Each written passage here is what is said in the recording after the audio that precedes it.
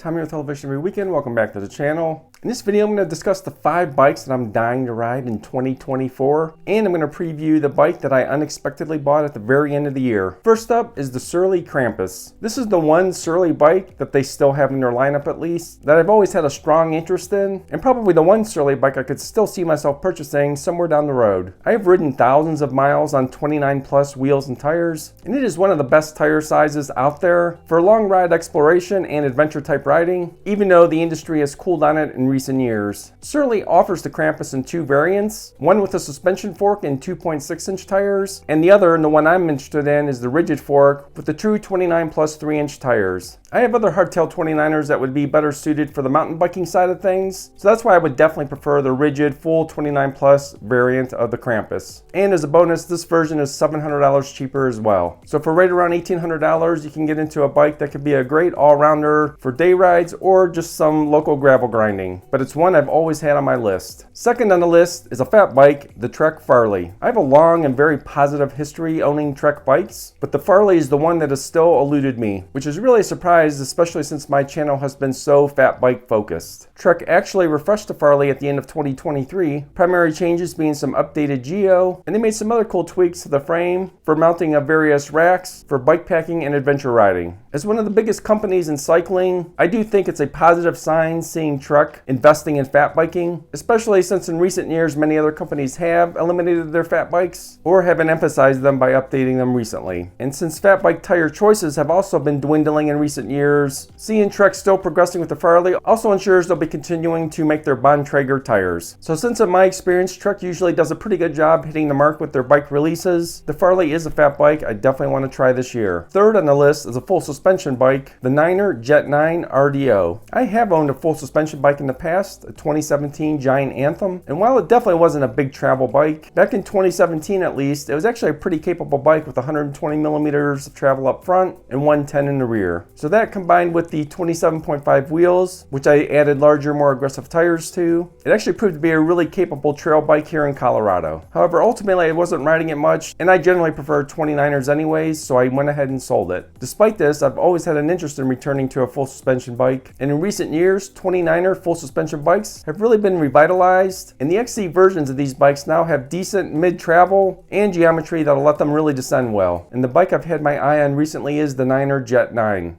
I think a bike like this could really open up some trails that I might not choose to take a hardtail 29er on, or even one of my fat bikes, but it still won't leave me with that feeling of being too overbiked for most of the trails I ride. So if I can get back onto a full suspension bike in 2024, the Niner Jet 9 is the one I would choose. They also have a presence here in Colorado as well, which I do like to support, and if you're interested in this bike, it's actually on sale right now for $900 off. Fourth on the list is the Loft Sigla. Gravel bikes have been all the rage for a few years now, and I actually ride a lot of gravel and dirt roads here in Colorado. I still own a 2010 Giant TCX, which is a cyclocross bike, and it's still a tight, fun to ride bike and does a pretty good job at gravel riding. For the most part, I've been using my Salsa bear grease on these types of rides. It's just been highly customized for long rides in the dirt, but it's still a pretty big, heavier bike for this type of riding. Amongst the explosion of gravel bikes in recent years, the Loft Sigla is the one that really has actually caught my interest for this type of bike. Loft has been recognized for years for their innovative, unique, low travel suspension fork designs for various types of bikes, and as you can see, they have one on this bike as well. Not only do I think this is a beautiful looking bike, but the combination of the frame design, the suspension travel fork, and the huge 57mm tire clearance on 700C wheels basically ensures it will offer a large degree of comfort and capability in the dirt. Even though I do consider this a premium bike, it does come in at a fairly reasonable price point, at least if you compare it to some of the other really steep prices from a bunch of the other carbon competitors. And number 5 on the list, and the bike I actually did unexpectedly buy recently, is the Ibis DV9. Next to fat bikes, the hardtail 29er is really my go-to bike for the type of riding I usually do. When this bike recently returned to the Ibis lineup after a complete redesign, it immediately caught my attention as a hardtail 29er that might really hit the bullseye for the type of riding I do most of the time here in my Front Range Colorado trails. This is primarily lots of modern XC style riding, which involves lots of climbing and fast flowy single track. However, these trails can often have sections or at least options for more technical and rowdier trail features. This bike has the promise of being being a great all-rounder on the MTB side, and I'm excited to show it to you in detail really soon in a first look video, and of course some detailed ride footage and impressions as I continue to ride it throughout the year. So that is my 2024 wish list. What bike or bikes would you love to ride in 2024? Drop that down in the comments below. If you enjoyed the video, drop a like down below. It does really help out the channel. If you want to continue to follow all of my bike content, especially everything coming with the new Ibis DV9, subscribe now. It's free and easy to do with a single click of the button, and it will ensure you keep seeing all of my future videos. A lot is on the agenda for 2024, so stay tuned. Thanks a lot and have a great day.